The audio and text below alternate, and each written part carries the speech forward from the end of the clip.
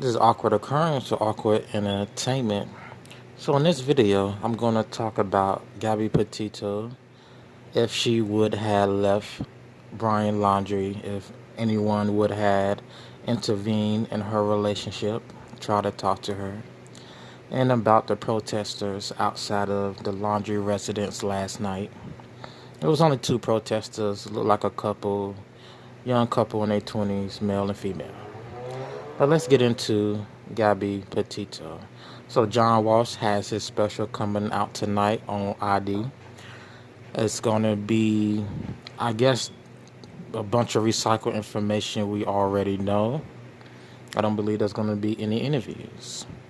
But in this article, Mr. Walsh stated at the bottom, if a social worker had accompanied the police to interview Gabby and Brian, maybe Miss Petito would still be alive. And as an interview, I mean the body cam footage. By interview, I mean the body cam footage.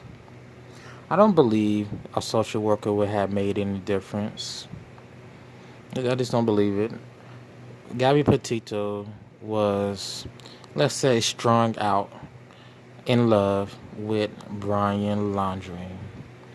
That doesn't seem like she wanted to leave. I keep hearing this everywhere. I keep hearing it everywhere. If people had intervened, it would have been different. Rose Davis, Gabby Petito's friend, tried talking to her before about leaving Brian Laundrie. I guess Miss Petito didn't want to hear it because she stayed with him.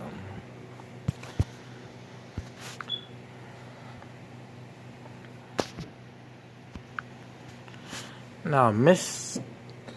Walsh also speculates Brian could be in the Bahamas or in Mexico and that he's getting help from his parents. He states, and I quote, "I absolutely believe his family is helping him stay on a run." Walsh also hosts IDs in Pursuit with John Walsh. And he states that episode or that show has gotten many tips about where Mr. Laundrie could be. Is his family helping him? Is his family helping him? I don't think so. But if they are helping him, they must believe he's innocent. Some way, somehow, they must believe he's innocent to be helping him. And they're not hiding him because he's a murderer. Cassie Laundrie, I know Dog the Bounty Hunter went to her house. I don't know if they did an interview. His parents, why would they hide a murderer? Like, why? Why? What are they waiting for if they are in on this? If they are in on him being missing, hiding, what are they waiting for? So I think Mr. Walsh is going to bite his words in the future when all the details come out, if they ever come out.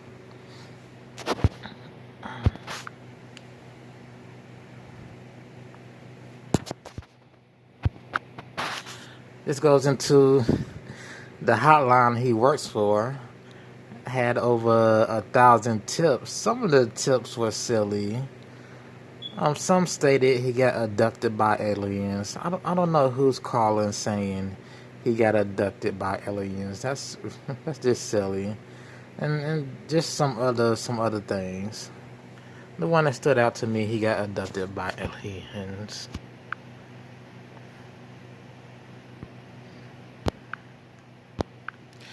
But Mr. Walsh speculates it would be easy for Brian Laundrie to blend in with refugees or immigrants crossing the border.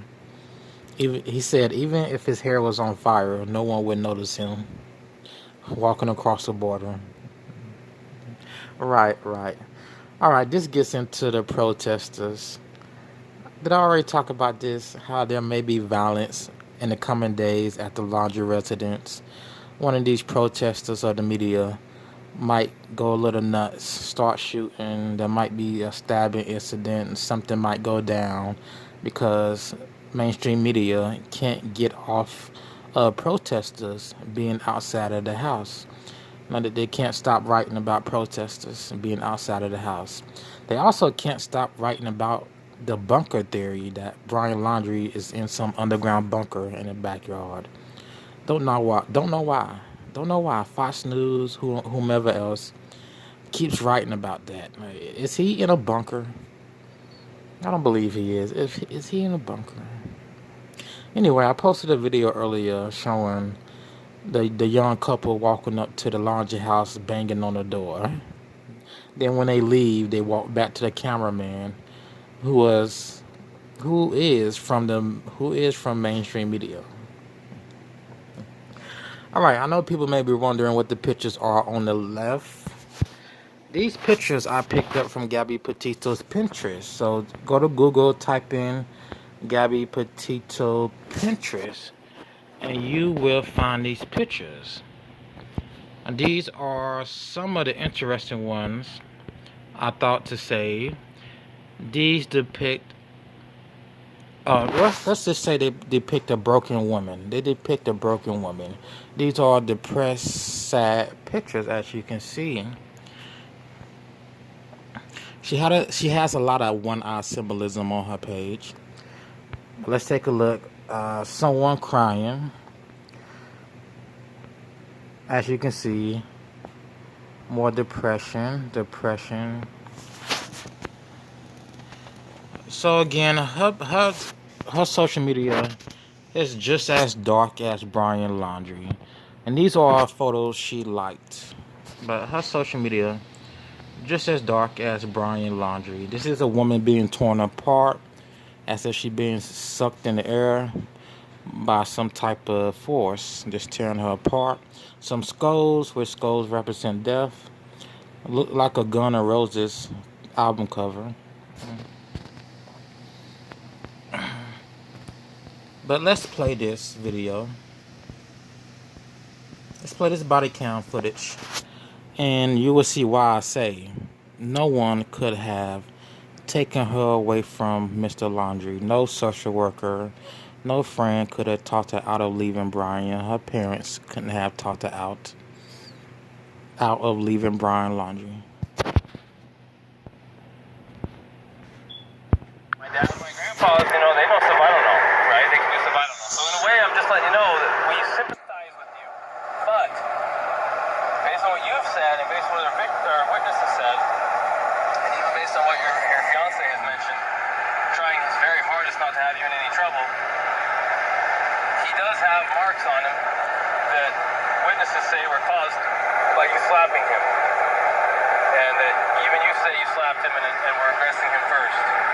And I don't have anyone saying that he actually punched you aggressively. It sounds like it was shoving in a manner that was probably more consistent with trying to prevent you from entering the van or to get space from you, not to assail you.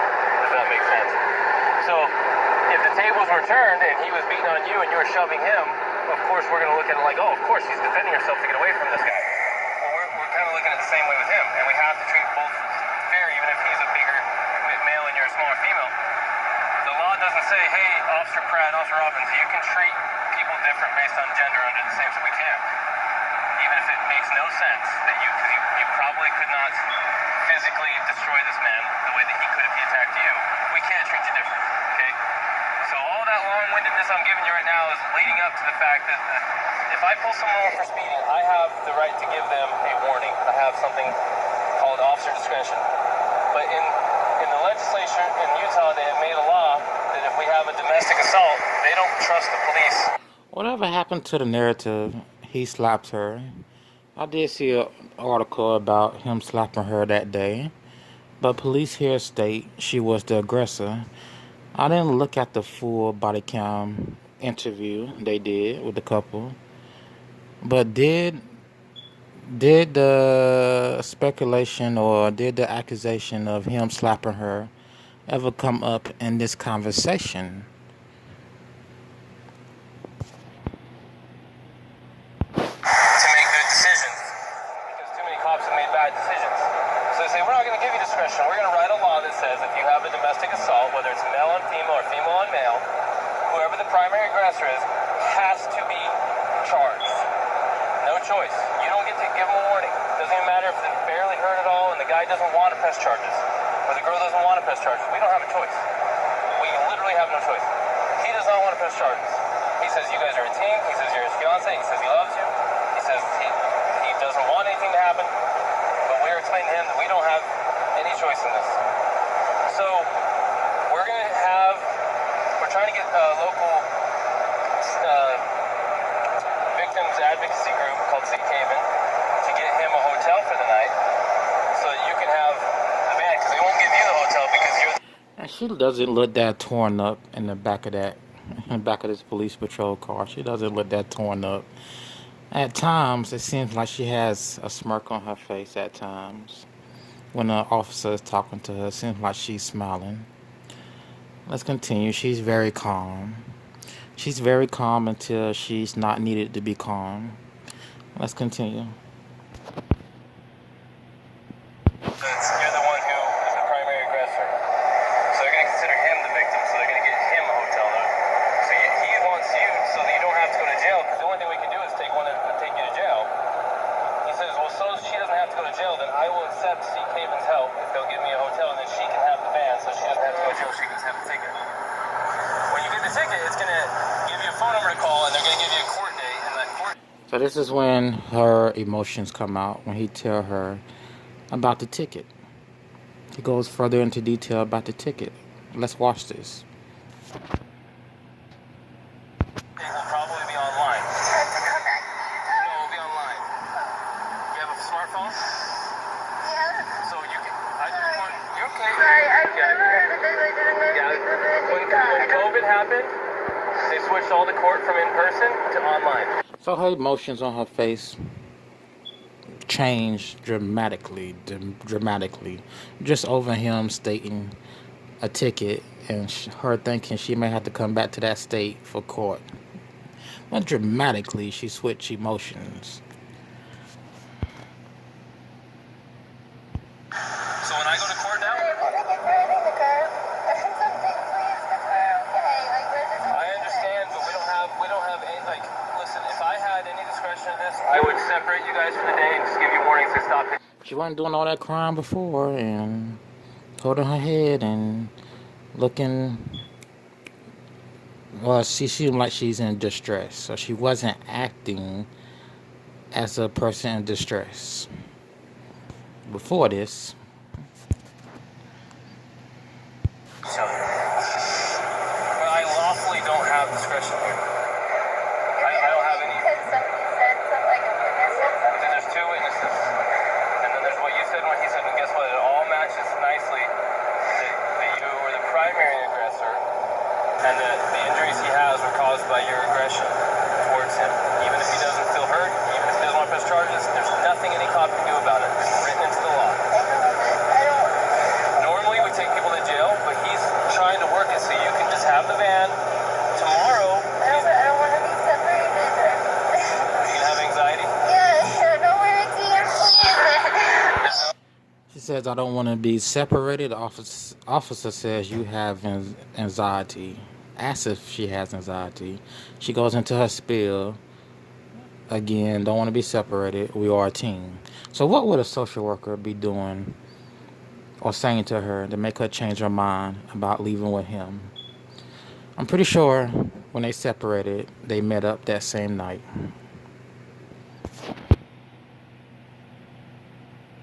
What is it?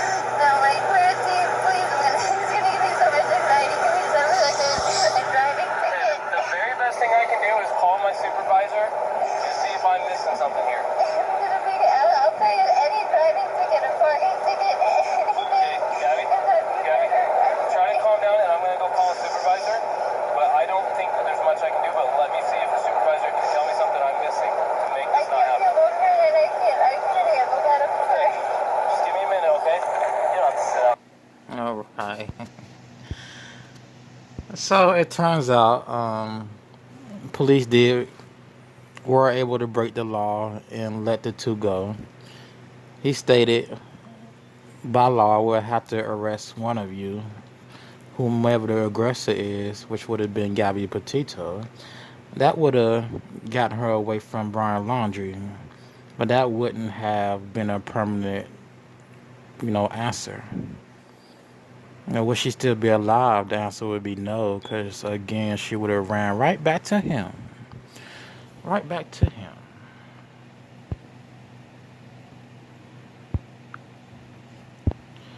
But let's just get to it. But John Walsh thinks, no, if there was a social worker there, she would have left with the social worker, got a ticket home, and would still be alive. Right. All right. Anything else I want to add to this? Anything else? No, not really. Not really. There's really nothing else I want to add to this. Not really. Alright, The Power of Awareness by Neville Goddard. And Neville Goddard is a spiritualist. One of those voodoo, hoodoo spiritualists who believes in higher consciousness. I think he also believes in some type of reality shifting, quantum jumping. You can take your mind, meditate, hypnotize yourself, and go to another world type stuff. Yeah, yeah. Anyway, this has been Awkward Occurrence, Awkward Entertainment, and I will see you in the next video.